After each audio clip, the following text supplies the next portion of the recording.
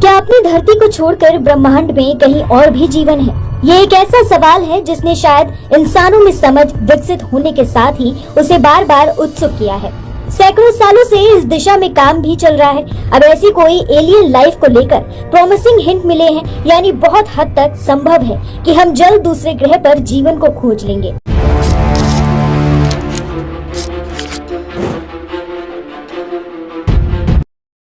वैज्ञानिकों को नए सबूत मिले हैं कि किसी दूसरे तारे की परिक्रमा करने वाली दूर की दुनिया में जीवन हो सकता है। K2-18b नाम के ग्रह के वातावरण का अध्ययन करने वाली कैम्ब्रिज टीम ने ऐसी मॉलिक्यूल्स के संकेतों का पता लगाया है जो पृथ्वी पर केवल साधारण जीवों द्वारा निर्मित होते हैं।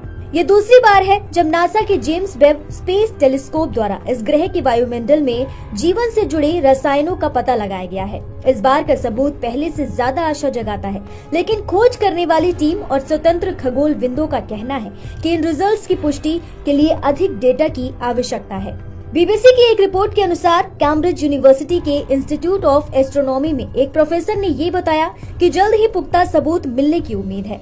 प्रोफेसर ने कहा कि ये अब तक का सबसे मजबूत सबूत है कि संभवतः वहाँ जीवन है। मैं वास्तविकता से कह सकता हूँ कि हम 1 से 2 साल के भीतर इस संकेत की पुष्टि कर सकते हैं।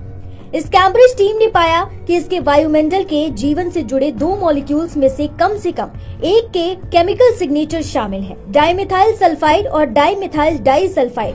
अपनी पृथ्वी पर ये गैसें समुद्री फाइटोप्लैंक्टन और बैक्टीरिया द्वारा उत्पन्न होती हैं। इसी से उम्मीद लगाई जा रही है कि K2-18b ग्रह के वायुमंडल में भी ऐसे ही जीवन हो सकता है।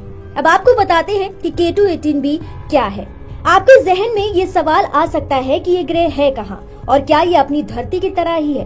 दरअसल K2-18b पृथ्वी से 2.5 गुना बड़ा है और हमसे 700 अरब मील दूर है। K2-18b एक छोटे से लाल सूरज की परिक्रमा करता है। वहीं जिस टेलीस्कोप से ये सब खोज की जा रही है वो JWST इतना शक्तिशाली है कि ये K2-18b ग्रह के वायुमंडल की रासायनिक संरचना का विश्लेषण उस प्रकाश से कर सकता है जो छोटे लाल सूरज से होकर गुजरता है।